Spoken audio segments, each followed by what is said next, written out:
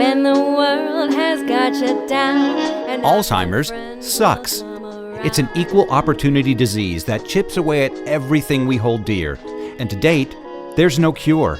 So until there is, we continue to fight with the most powerful tool in our arsenal, love. This is Love Conquers Alls, a real and really positive podcast that takes a deep dive into everything Alzheimer's, the good, the bad, and everything in between. And now, here are your hosts, Susie Singer-Carter and me, Don Priest. Hello, everybody. I'm Susie Singer-Carter. And I'm Don Priest, and this is Love Conquers Alls. Hello, Susan. Hi, Donald. How are you? I'm good. I'm good. I'm here. I'm good. How are you? I'm great. And I'm great and bad at the same time. Yeah. Yeah. It's a lot going on. It's been a rough month. And my mom was in and out of the hospital, and we've been through a whole hell of a hell. It's been pretty terrifying. And now she's back where she belongs, in the residence where she feels most comfortable, that she's used to, and she's making her transition, and it's something I've been afraid of for a very, very, very long time, and now I'm feeling like a rock star about it. I feel like I'm honored to walk her through that door, and I want to be there with her. So and you're able to do that now. I mean, with COVID, you had so little contact with her over the last 2 years. Yeah. And now, despite all the hell that has been going on, which is a whole nother story and subject, but you're able to be with her every day and put your head on her shoulder and whisper in her ear and tell her that you love her, and that's the most important thing at this point. So and sneak liquid into her mouth when the nurses aren't looking. Don't tell anyone. But she likes that. Oh my God. She literally goes Well, I think we have two amazing guests today, and I think we should just get to it, and I'm going to tell you a little bit about them, and then we'll say hello. So you ready, Susan? I couldn't be more ready. All right, let's do this. Today, our guests are truly amazing. As a career investigative and journalist, Greg O'Brien has chronicled the stories and journeys of countless others. But his diagnosis of early-onset Alzheimer's has led him on a path of self-discovery and on a mission to shine a light on this insidious disease. His lauded book, On Pluto, Inside the Mind of Alzheimer's, is a powerful and intimate first-hand account of Greg's own journey with Alzheimer's. And now he is joined with his lifetime friend, filmmaker Steve Ecclesine, to create a beautiful, poignant, and personal documentary, Have You Heard About Greg? An important, enlightening, and candid look at Greg's remarkable odyssey. There were millions of people who are undiagnosed, who are walking around on the path to Alzheimer's. Greg O'Brien has written a book called On Pluto, Inside the Mind of Alzheimer's. Anyone who's ever chatted with Greg knows that that's a real conversation, and it's heart to heart, and it's soul bared, and it's funny, and it's irreverent, and it's loving, and just brutally honest. I believe that God, first of all, has a sense of humor, and God will talk to you in language that you just understand. Okay, now I lost my train of thought. Oh, Have we met before? Greg O'Brien, damn pleased to meet you. Good to meet you, Greg. We have 1 foot in the next realm and 1 foot here, and I'm just waiting for the Lord to pull me over to the next realm. And he keeps saying, not yet. I go, well, how about today? Not yet. We're not done.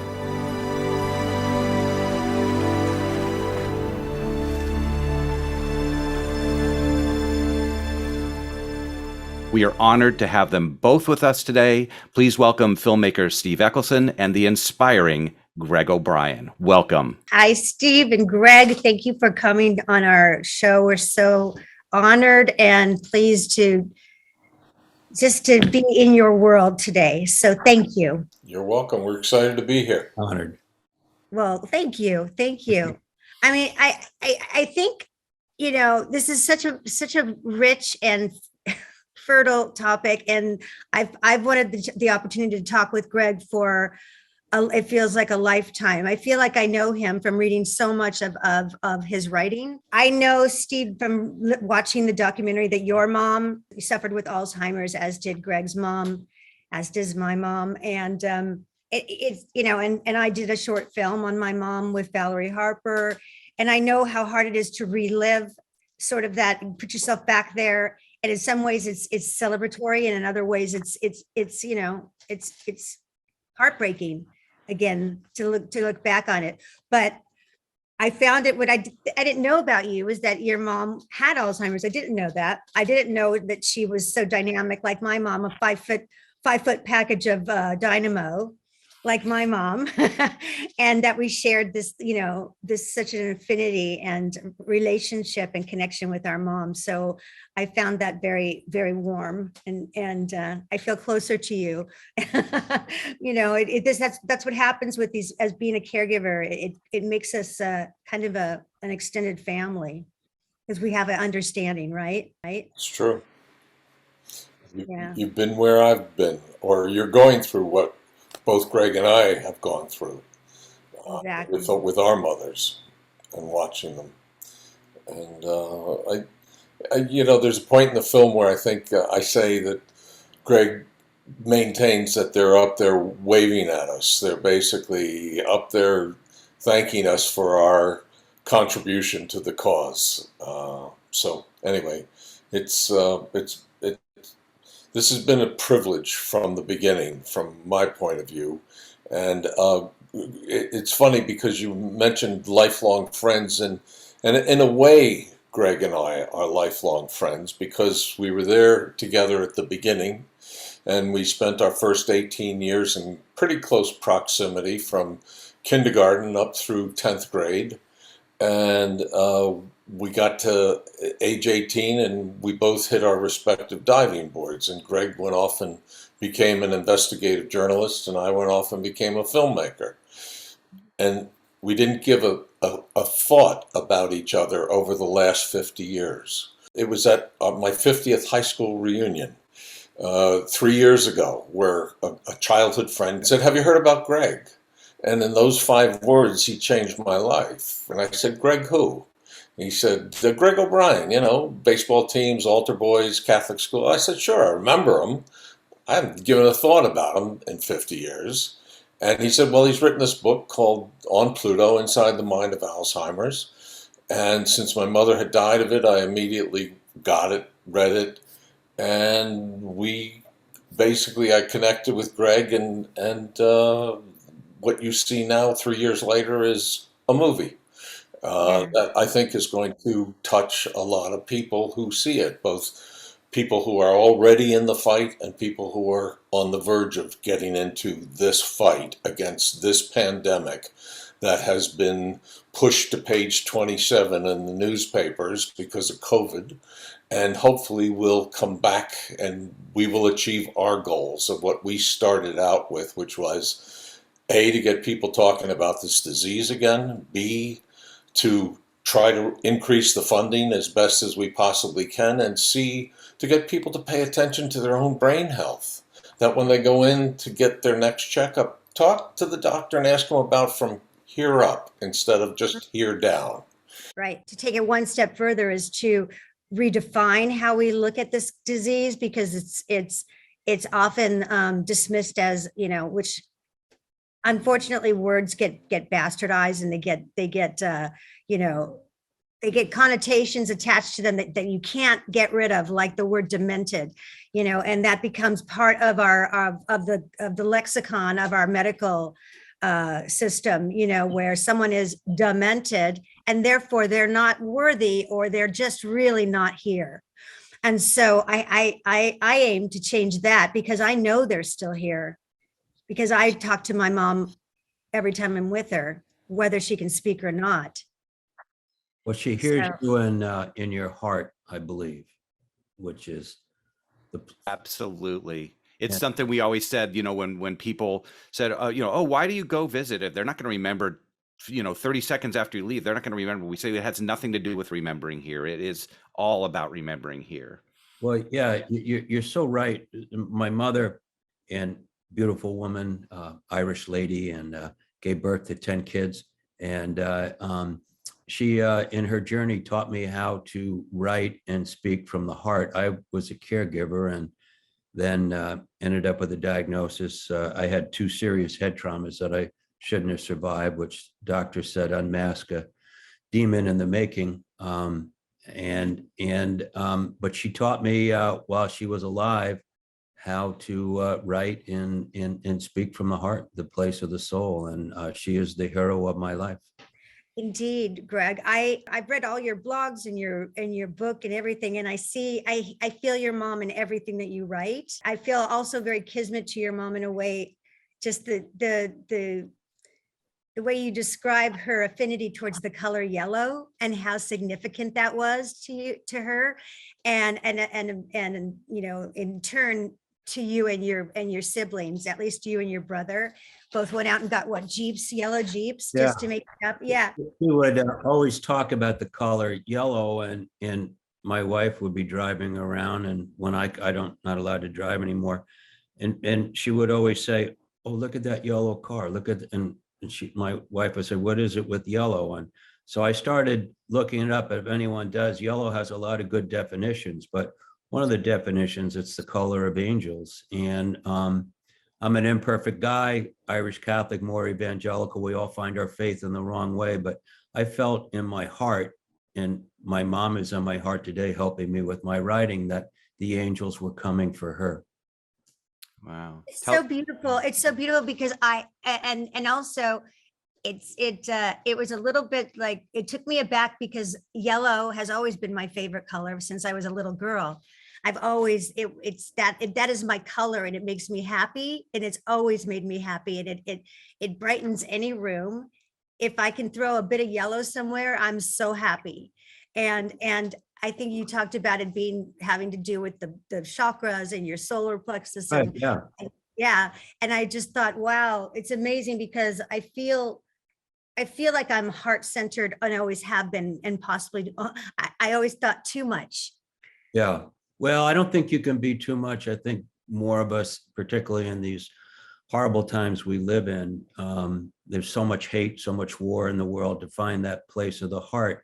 Just getting back quickly to your comment before, that people often in Alzheimer's can speak to their heart, and they're a lot more aware than people think, because they have these just horrible stereotypes. So first of all, the disease, the experts will say, takes 20 to 25 years to run its course. There are always exceptions. And if someone says, well, my mother died after being diagnosed of Alzheimer's 8 years later, the answer, you don't get Alzheimer's the day you're diagnosed. I also have cancer, and you don't get cancer the day you're diagnosed. And that woman or that man probably fought for 15 years because they were scared out of their mind. And what you're trying to do, and what I'm trying to do, is to bring people out of the closet and on this, and realize that there's strength in numbers, and it's okay to talk about it, and it's difficult. But just on my mom, when my brother got his yellow Jeep, because my mom always, he pulled in the driveway on Cape Cod. I didn't know this until after I wrote the book. My brother, Tim, they were in the bedroom, and my mom, Tim, wanted to show her out the window of the yellow car. And she said, oh my God, that's so beautiful. I just found this out a year ago. She then told Tim, did you know that yellow is the color of angels? She said that, excuse me, just emotional. She said that to my brother. He, in the throes of Alzheimer's, knew that however you want to define faith, and we all define in different ways, and I understand that, but in her faith, something was and she said, yellow is the color of angels. Oh, beautiful.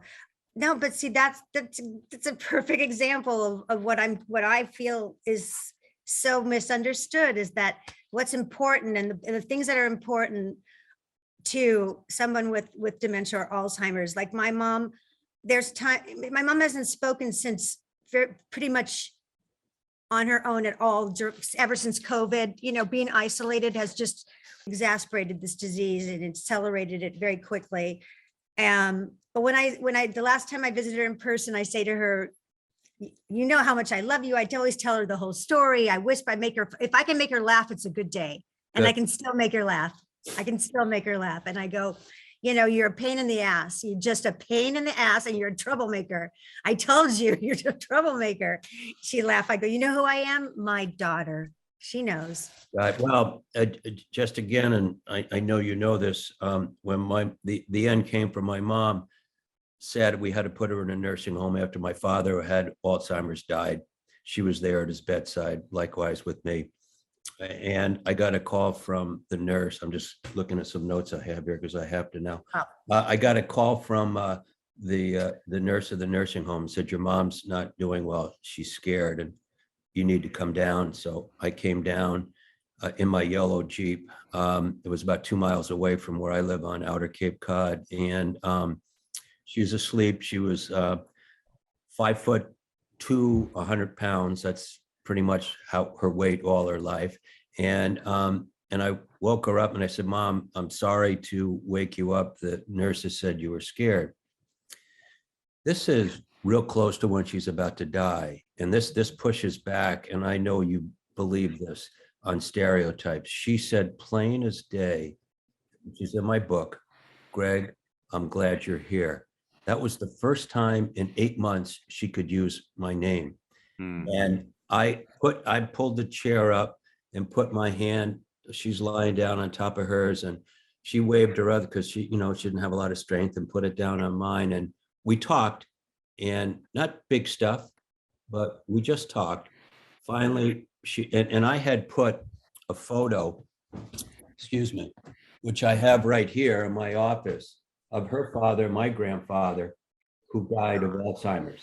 And I put it at the foot of her bed, so when she woke up every morning, she could see her father. And I don't care what anyone says, I felt his presence in the room. And I said, oh my God, something's about to happen. And she fell asleep. And I went over and I kissed her on the forehead. And she woke up immediately, and as plain as day, said, Greg, where are you going? Excuse me. And I said, knowing that the end was there, I said, Mom, I'm not going anywhere. We're going to ride this one out together.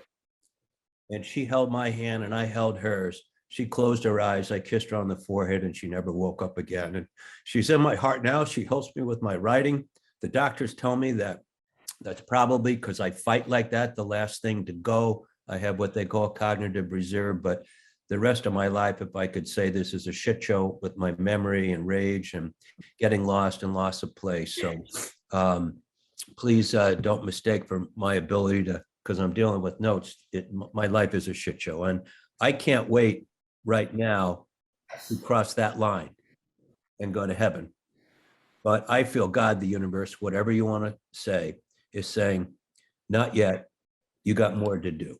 And I say that in humility. I tell people I've committed every sin a man could commit, but murder and adultery, and I've been tested in both. So I'm not an altar boy, even though I was when I was younger, as Steve knows. So I'm just saying. Okay, I should have not put mascara on for this interview because I'm going to be crying through the whole thing. But you've never lost that connection with her. You still, you say you still connect with her all the time. She guides you. She writes for you, is what almost what you say. Yeah, I've said before, and this isn't Faith, and this isn't my mother. When it took me 3 years or more to write On Pluto, and I'm also working on a screenplay, an adaptation of the book that's taking me a long time. Steve knows all about it, but my mom is helping me with that. But there are times, and I wrote it from 2,000 pages of notes after my diagnosis. I took notes I was worried about anecdotes, all the stuff I'd forget, which I do now, and I have all the notes in my laptop. And I wrote it from there. But there were times when I was writing in her spirit of God, the universe, whatever you want to say, where I'd look at my laptop and say so many times, where did that come from? I was just in the zone. There's a zone in sports, and there's a zone in writing, and as anyone knows, and I was in that zone, and I take no credit for it. it's the spirit of God, the universe, my mom. So I don't deserve, I was just the guy in the horn section. But so many times when I look back at the book now, which I couldn't write today, I still say in awe of my mother, God, the universe, where did that come from? And I just want to be clear to anyone who's listening. I deserve no credit for my journey as a journalist. You just do your job.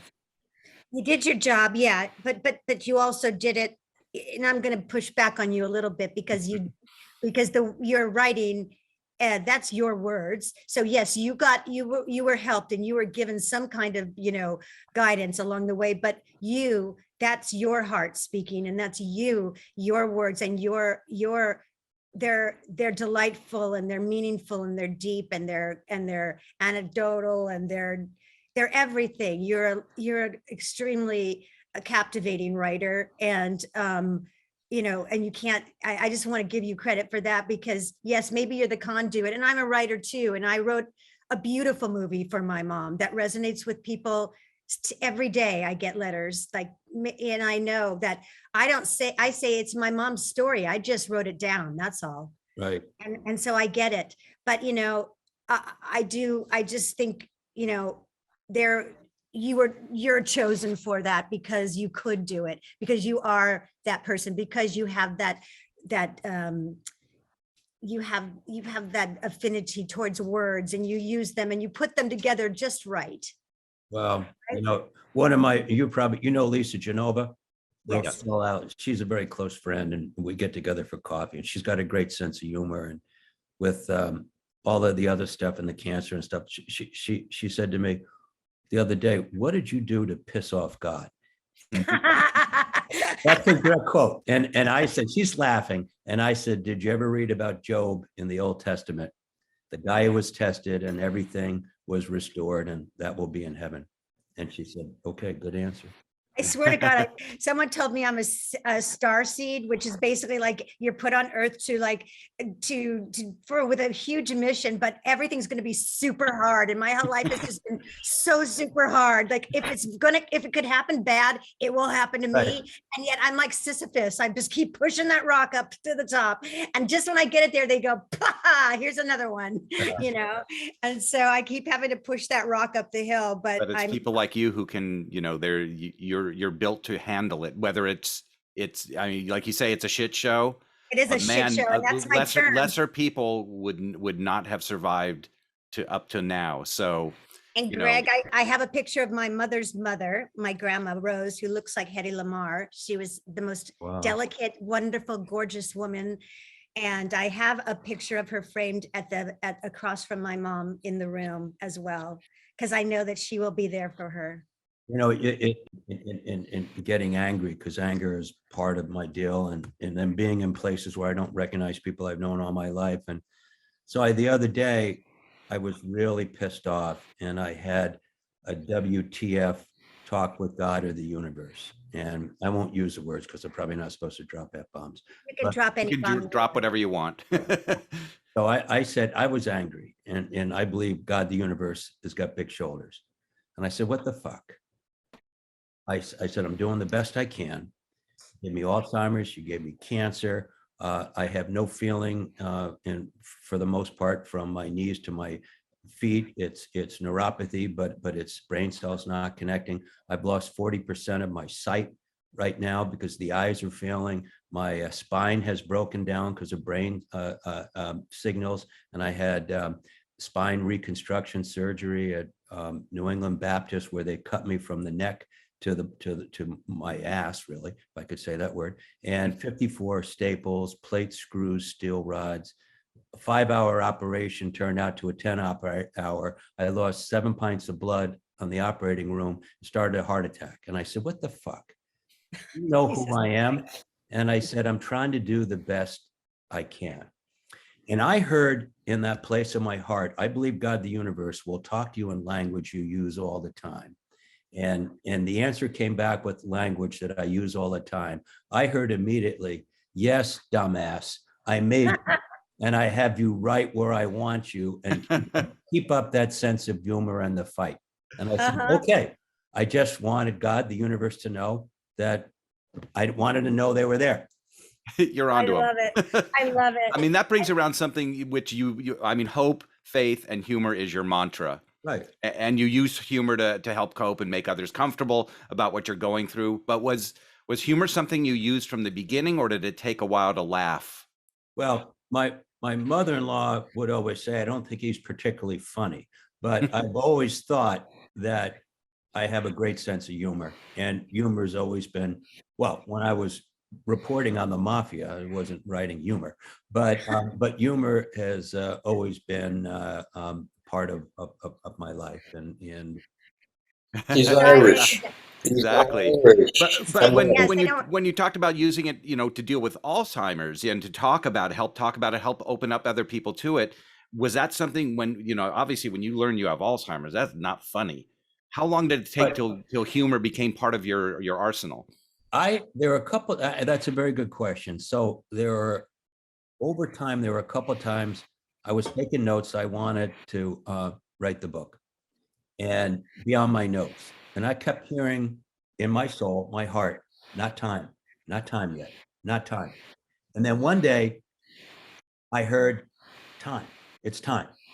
It's made with a sense of humor. And that's when I started to write. And so I've always done that. And which I'm kind of proud of, but I was asked a while back to Boston has Alzheimer's, a big run in Boston. It's one of the biggest in the country. And so they had a night for a preview of it, and they had it at a comedy club in the North End of Boston. And so I was asked to speak by the Alzheimer's Association. So I go in and the place is filled, like close to 300 people. And the guy said, okay, we want you to talk about Alzheimer's. Be brief and talk. So I said, okay. I said, can I be funny? And he said, what? I said, it's a comedy club, isn't it? Can I be funny? And he said, okay. He was a little nervous and he said, I'm going to stand in the back. And if you're not funny, I'm going to give you the cutoff. And if you are funny, I'm going to give you the hand wave. I said, okay. Well, when I was supposed to talk for 10 minutes, 45 minutes later, I was getting a standing ovation with people high-fiving each other and laughing at the funny stories I would tell about. I don't want pity parties with people. I want them to be able to laugh about getting lost, because if we can walk in humor, then we could talk about it and tell stories. I got a better story than you. And you'll listen to my story and it's freeing. Well, it frees the soul. Absolutely. I have two very powerful tools in my arsenal to open the doors with my mom. One is music, because she was a singer. And so we use music, and I still do. That's my key. That's my strongest one. And humor. Yeah. And I always have. And because my mom has an amazing sense of humor. I'd love you to watch my film, but then the very first scene it starts off with my mom, with the year she lived with me, banging on my door at 4 a.m, waking me up and going, where's my baby? You stole my baby. Oh. And I said, Mom, you don't have a baby and it's 4 a.m. Please go back to bed. And she was like, you're a whore and you are, and I'm going to find I know you sold that baby. You sold it. What a horrible thing to do. You're despicable. And she goes, I'm going to find my baby. And she goes running down. I was living in a loft and she was running down the stairs at night. And I was like chasing her. I go, Mom, stop, Mommy, stop, Mommy. And when I said Mommy, it connected. Oh. She turned around and she said, oh, you're my baby. Oh my God. And then she said, you got to put me in a home. You got to live your life. And I said, oh, you're going.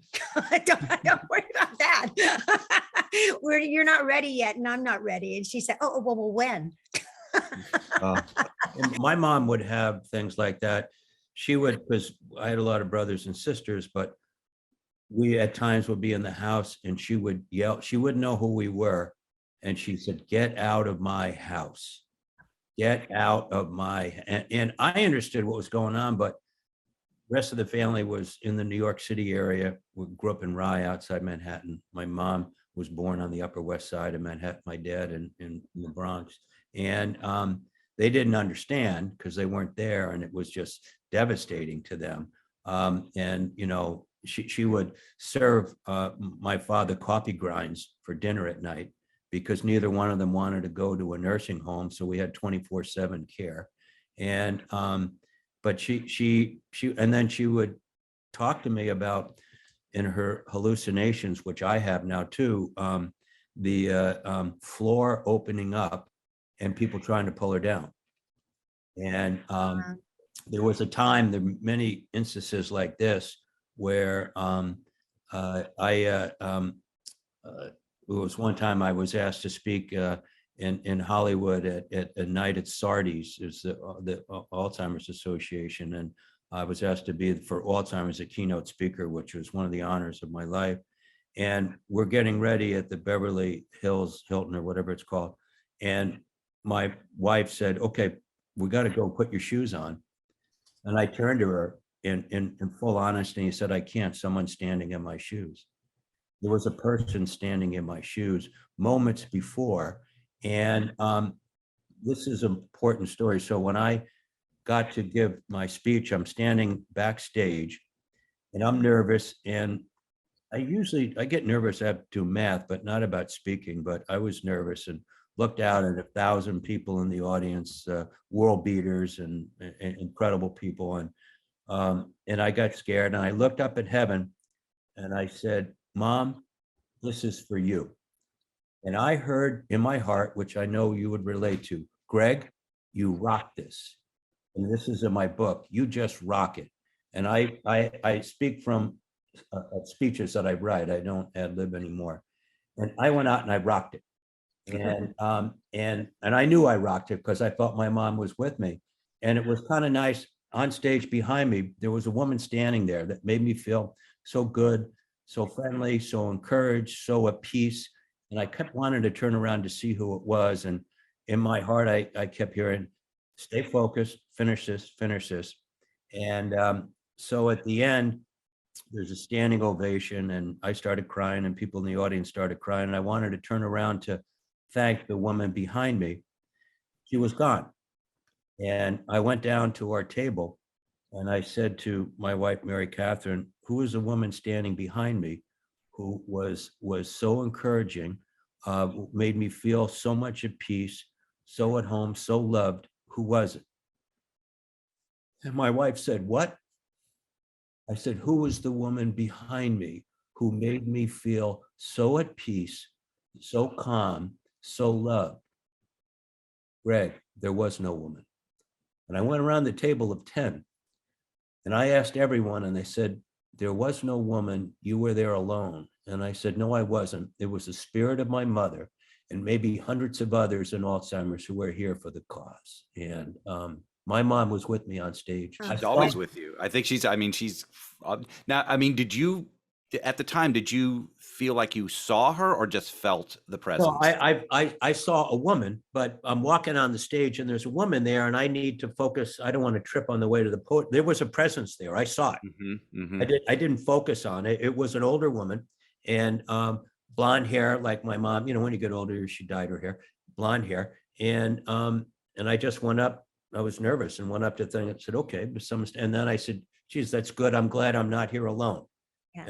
And then all of a sudden that feeling in my heart, boy, I'm kind of feeling loved here. And this is encouraging. And someone in the audience told me, "I saw you at times trying to turn around and then you didn't. And I figured you were wondering what was going on. But you didn't, you stayed focused." And when I got off the stage, when I knew someone was there, everyone said, "You were there alone." I said, "No, it wasn't. My mom was there in spirit." And I don't know what else to tell people, but if you reach out, and again, I'm not here to proselytize. If you reach out, there's a lot out there. This is just a veneer that we live in, and there's a whole realm out there. It's interesting. I find that so comforting. I have a question, a selfish question. Because I used to try to get inside the mind of my mom because I felt like we're so kismet that I could understand everything. Like we could just look at each other and go, you know. And my mom, yeah, she was hilarious because as she lost her filter, as you talk about in your book, losing your filter. And I'm wondering, are you aware of it? And if I can just share a little anecdote, when my mother was at my stepfather's funeral, smack dab in the middle of her Alzheimer's, and her stepdaughter, my stepsister, who my mom wasn't very fond of because she was not a very nice person, and she really wasn't very involved with the family. She went up to do a eulogy for my stepfather, and she begins and she's pontificating and she's, you know, accolades and this and that, and all of a sudden you hear my mom go, "Oh, bullshit." From the audience. I cracked up the whole place. I've become, who's a personal hero of mine, but he doesn't know I exist. Larry David, Yeah. Larry David, and I love the man.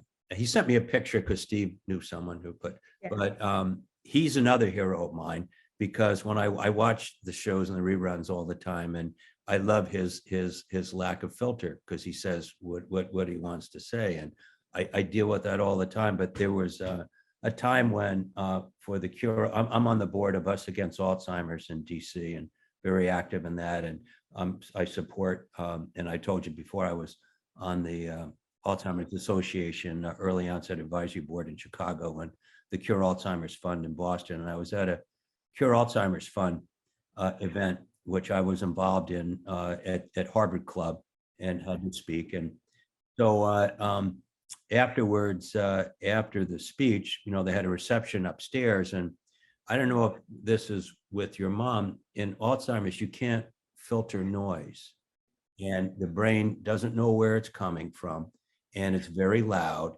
And it's like the scene in Psycho where someone was about to be stabbed, and there was a guy who was talking, I'm sure very quietly in front of me to someone else, and I'm with a few friends of mine because they always watch over me because they know I'm going to lose my shit.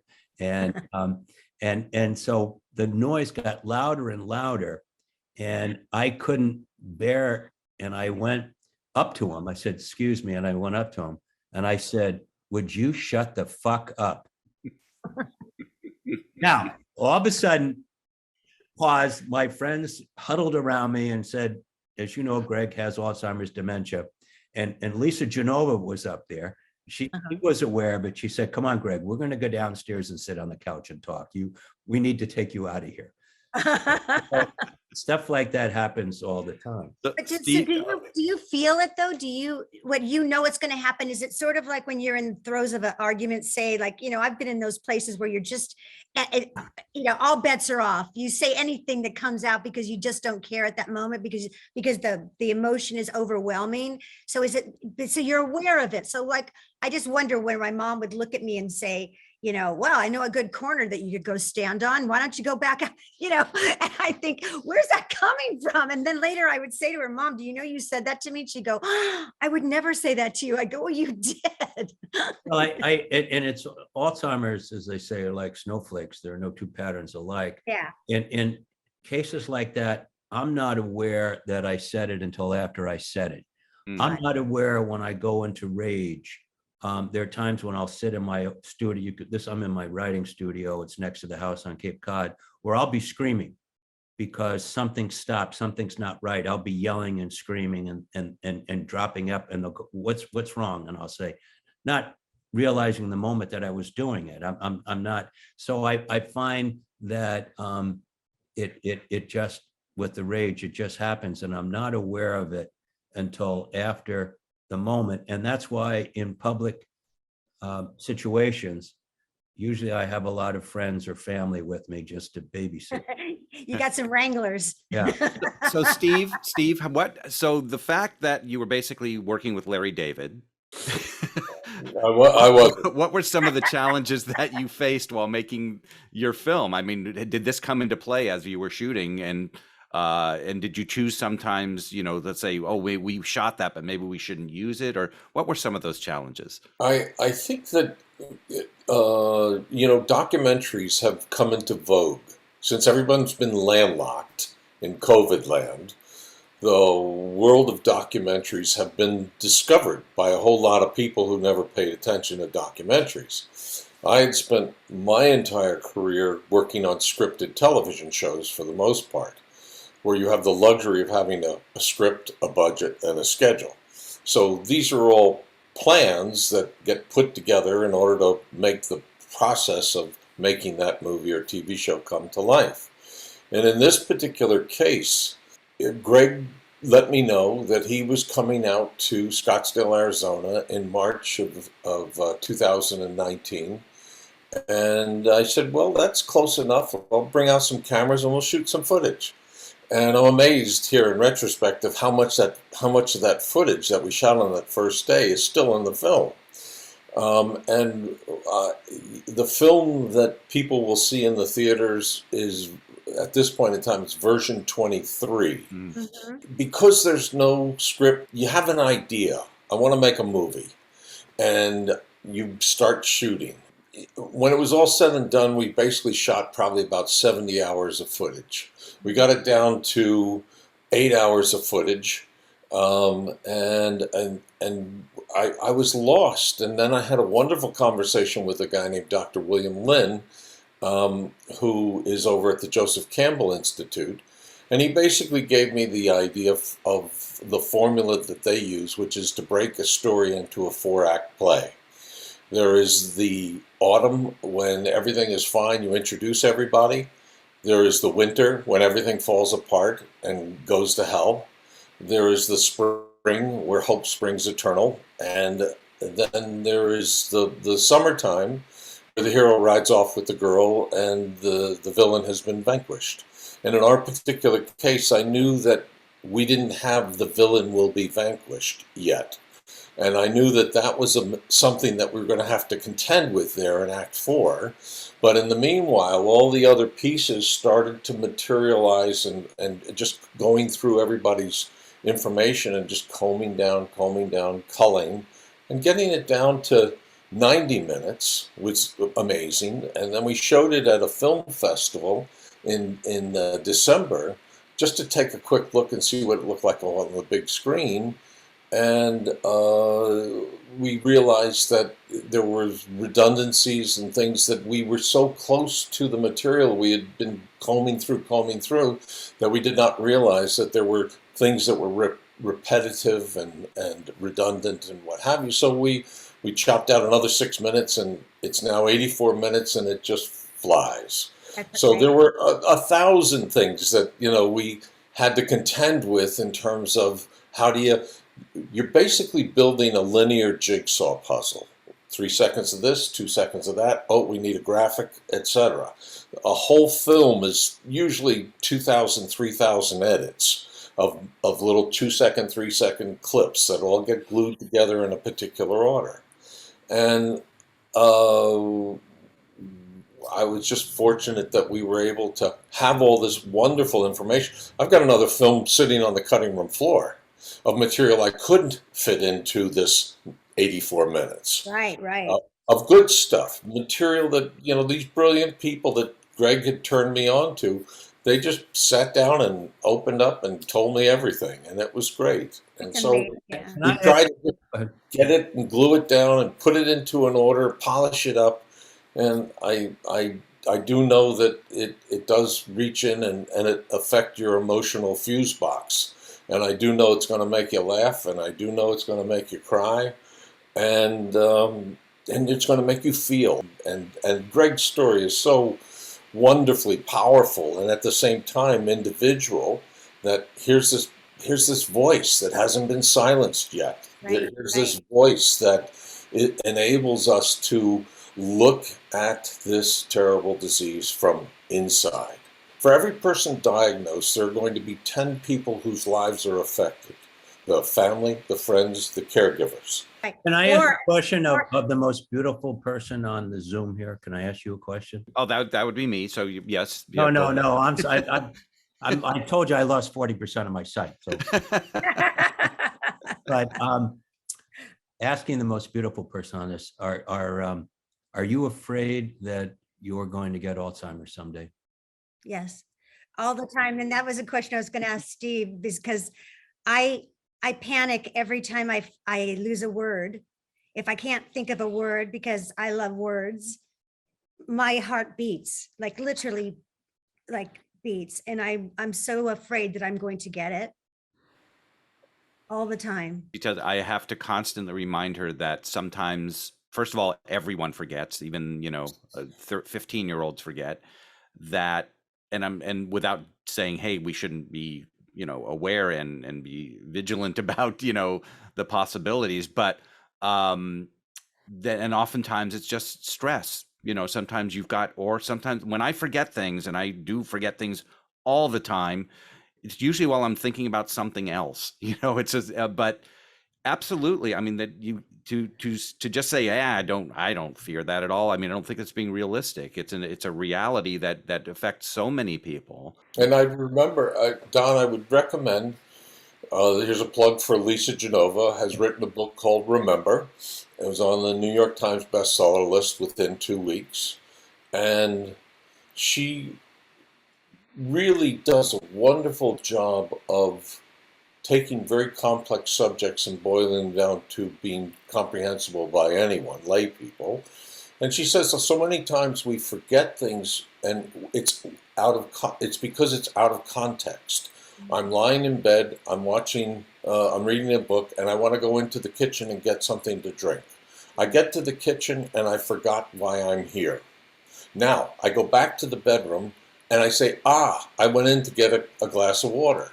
So when you removed yourself from the place of out of context, you lost what the idea was that had prompted you to go do something. Mm-hmm. As soon as you come back, you say, okay, I remember it was I wanted to go get a glass of water. Right. And that's a big difference between remembering and having Alzheimer's. What Lisa does in her book, which is right here, so another shameless plug for me, Lisa writes a difference between forgetting where your car keys are and not knowing you have car keys. On Cape Cod, we take our trash to the dump. And you guys probably think that that's barbaric, but I like going to the town dump because, people campaign there. I think there should be a sports pub there, and you just meet people. So when I was still driving, I drove my yellow Jeep to the dump and I took all my stuff out to throw away. And I was standing there right in front of my yellow Jeep. And I said to myself, okay, how do I get home? Yeah. And my brain in that moment would not tell me, it was a 4-door yellow Jeep, that Jeep was my car. And finally, I thought I'll call my wife, I'll call friends or whatever. And finally someone could tell I was, and they knew my situation. They said, Greg, get your car. It's okay. Now, Greg, when that happens, so you can reflect back on it and remember that those feelings. No, only because I wrote about it. That's why I'm looking. But afterwards you did, though. You were able to write about it. So yeah. I find that fascinating that you went through it and then you were like, you had the. But I have to write the moments down immediately. Gotcha. That's what triggers in my brain. Not remembering it, but saying, you will never see me without my laptop every day, writing everything down that happens. And you'll never see that. I just wanted to say this before I forget, is that I love the way that your friend nicknamed Alzheimer's Al, and then you adopted it, and then you extended it to little fucker, which I think yeah. So if you don't love this guy now already, that clinches it for me. By the way, before we end, and I know you're going long here, I have a story about my sister Maureen that takes us full circle into what we're talking about today. We'll go as long as you want. We are in no hurry, so as long as you'd like to go with that, that's fine with us. But this gets back to the spiritual other realm of things, and I think all of us are on the same place. We come from different backgrounds, but my mom would always say, which I wrote about, I can't get sick, because she wanted to take care of my dad, who was in the throes of dementia, and he had cancer. Inheritance isn't all that it's cracked up to be. That's all I could tell you. But he had all these other stuff, and And I've said that in my life because I got kids and grandkids. I can't get sick. I can't get sick. I can't get sick. And one of the closest people in my life was my sister Maureen, and she was a nurse outside Manhattan and in Manhattan, and she coached me through. She was also, I think, hearing from my mom, and she coached me through Alzheimer's and how to deal with things on the medical side. And so what happened is she ended up with blood cancer, and was in recently for a couple of years, and was at Presbyterian Hospital in Manhattan. She had to get chemotype and things like that. And it breaks your system down. And what happened was she got a virus in her body that in 48 hours gave her a heart attack, and she died. She died at the end of the summer. But the point is, I was born on her birthday 2 years later, March 22nd. Next Tuesday, I turned 72, and it's the first time in 72 years that I haven't shared with my sister. Now, this gets back to what's happening upstairs in heaven. We had in the driveway this plant that my wife was in my face, as she should be, to take it to the dump. And for some reason, I kept forgetting it. I came out one day, and this plant that was dead was sprouted with a yellow carnation, which I took pictures of that I could send you. And it was dead, and it had a yellow carnation. And I talked to my sister's two kids, and her daughter said, "She's just letting you know she's here watching you." And I said, "No, she's not. She's letting me know she's still in charge." So I expect on Tuesday, I'm going to hear from her and my mom and my dad, who are all up in heaven, saying, "Okay, how can we fuck with Greg?" Exactly. I love The best it. gift. That would be the best gift. That's hilarious. So that's my birthday present, I think. I love it. On Tuesday. You're an Aries, like my mom. My mom is April 1st. I don't know if she's going to make her birthday this year, but she's. Oh, please let me know. Can you send me the link to your film, please? I would be You honored. probably did before, but I want to watch it. So. Me too. Yeah. Yes, please watch it. And it was interesting. Just an anecdote on that is that Valerie Harper, who plays my mom so beautifully, and it was her last performance. She had cancer and beating it to death. Like she just said 8 years before, "I'm not going to go to my funeral until I'm ready." And she was given 6 months to live at that point. And she was meant to do this film. She met with my mom. They held hands and sang for 2 hours together. And she went and saw my mom on her birthday on her own. When we got on the set, Valerie was taking medication that I didn't know mimicked a lot of Alzheimer's, the way that in her memory, it affected her memory. But when we were rehearsing, she was on books, so I didn't notice it. Yeah. And and it was like I was the best director for her because I knew how to work with her, and we got the most beautiful, performances. She's an angel. Yeah. Mhm. Well, you can look on things like that if you're connected with one another, how you can read between the lines between body and spirit. Just a final point on Maureen, which I forgot to mention, which I wrote down here. 3 days before she died, and I had no idea because she was on Cape Cod. We spent a week together, a couple weeks before she died. Like I said, we have between my wife and I, we have 45 nieces and nephews. I'm one of 10. Mary Catherine's one of 8. And in the family, they call me the patriarch. And as I've said, I got plenty of money. It's just tied up in debt. But I like to give people advice. So she emails me 3 days before she dies, and she said, "You are the patriarch. Keep at it. You can't give up." 3 days later, and I think she had a sense of what was happening. 3 days later, she died. And that was the last words that she said. "You cannot give up. You are the patriarch. You have to hang in."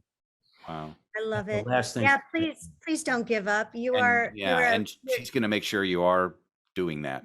I don't know you, Greg, but I love you. I think you are Love you too. a gift. You are a gift to us. You've been a gift to me. You're a gift to everybody that's going through this or doesn't or knows somebody going through this, or like you said, it's going to be a pandemic of a gargantuan size at some point, if we don't nip this in the bud, and It's like putting COVID on steroids. totally, Yeah. and I mean, I would love to continue talking to you. I love everything you wrote. I guess if we have to sum it, if we want to tie it up, I just want to ask, because I know what you wrote, but please explain your title On Pluto, because I think it's so magnificent. Yeah, I had all my notes, 2,000 pages of notes, and I said, okay, I'm going to start to write. And I heard inside my mom, the spirit, the universe, God, not yet, not time. And then I heard time. So I started writing. And as I said before, there were things that were coming out of me. I had no clue where they were coming from. And then I said, okay, what do I call this book? When I got 2/3 into it, in my heart, I heard, you call it On Pluto. I know this sounds bizarre. And at the time, what was happening with Pluto is Pluto was a planet that was being demoted because no one was paying attention to it. And I said, okay, I'll call it Pluto. And then I felt, okay, I don't want people to think it's a scientific book. And then I came up with Inside the Mind of Alzheimer's. But I got Pluto from my heart. And immediately when I was saying, okay, what do I write? It was like seconds later, I just heard one word, Pluto. And then I looked it up. And I wish I could claim credit for it, but I can't. But the metaphor is magnificent. It hits the spot for me, especially after words that I was told by one of the chaplains at the home that my mom is at, who told me, your mom's demented and she's not there. So, her brain is full of holes right now. So you don't worry about her being scared and don't worry about her being this. And I thought, She said, there's nothing there. there's nothing She said- there. she literally said those words. It's just full of holes. It's full of holes. And I said, she goes, her soul is there, but she's not there. I said, well, I'm going to push back on you on that one, lady. For you. Good for you. And I said, yeah. And I said, she's there. You just don't know how to find her. I do. And, you write about that the parallels of when they were researching Pluto and all the crevices and the caverns and everything. But as they got closer, they realized there was a lot of space in between those. Right. Right. Yeah. And I say that's where the magic is. And that's how we, as people that love and are more open-minded and understand this as well as we can, know that we just have to traverse those crevices and those holes and get to that solid land. We'll find them. They're there. One of the greatest blessings about Pluto was, after all of this and people saying it's not a real planet and it's way out there in the middle of nowhere, and New Horizons came and found that Pluto had a heart. That was confirmation for me way after I wrote the book. Pluto has a heart. And that's what we're talking about in this journey, a heart. We're Absolutely. talking about it, the heart, so much so. Okay, I guess we have to tie this up. I'm so emotional. I love you so much, Steve. I love you for Me too. making this movie and bringing me into your world with this and allowing me to share it with my audience. And wow, just read that book, everybody. Read this book and read Greg's blogs, and you'll get a sense of a deeper sense of what his journey. It's beautiful. It's hard. It's everything. It's life. It's just freaking life. That's all what it is life. And that's, we all, if you're going to live life, it's going to get hard, and you just have to ride those out. I'm an expert. May the 6th is when the movie is going to Yes, drop I was about to hit platform release. And go see the movie, because you won't walk out of there depressed. You will walk out of there informed and enlightened, and hopefully have that sense of hope that Greg so magnificently represents in a world where Alzheimer's is a big whitewash, old person's disease. Well, we got a person here who it has this particular disease, but he still knows how to reach inside and talk to you. And all of his writing is just basically talking directly to the other hearts of the people who are drinking from Greg's fountain. 100%. Where can people see the film on May 6th? There's going to be a limited theatrical window where it'll start off in 30 theaters in about 10 cities. The second week it'll go to 60 theaters. The third week it'll go to 120 theaters. And we have a website called HYHAG, Have You Heard About Greg.com. And on that you will be able to find where the theaters are and where they can go and drink this in. Here's a picture of Maureen, by the way. Oh, wow. She's beautiful. Oh, well, there isn't an ugly person in your family. I just gotta say, like That's you just- don't, like my mom Take says, no we don't credit do, for that. So. we don't do ugly, but you don't do ugly. I'm telling you. You, all of you, including you, Greg. So, yeah, you're all beautiful. Your granddaughter is beautiful. Oh, And Adeline. Steve, you're a looker too. Yeah. And Steve, yeah, hello. For sure. So, oh gosh, I had I get nervous because I can't remember what I was going to say. I was going to say something, but I can't remember. I So have it pills doesn't for matter. that if you want. You have what? I have pills for that if you want. Gotta go back to the I'll call bedroom. you. I'll call you, Greg. Okay, well, listen, Greg, you hang in there and stay with us for a little bit longer, as long as you can, because I'd like to meet you in person and give you a hug one day, and I hope that I get to do that. I can't believe we haven't crossed paths. Us Against Alzheimer's was my fiscal sponsor for our film. I've been a spokesperson and a face for Alzheimer's Los Angeles for the past 4 years, and I am very much a supporter of our community, and I hope that I help in some way, some little way, by bringing humor and hope, like you. So, and also because we come from the heart, which is why we call our show. Don, tell us. As we said, your mantra is hope, faith, and humor. And ours, to add to that, which is all part of yours too, is love. And that's because love is powerful, love is contagious, and love conquers all. And we are honored to have you both here today. And we'll see everyone next time. Thanks for joining us today. God bless. Subscribe if you'd like to share this and share all the information today. And we'll also have all of the information in our show notes. And we love you. Bye.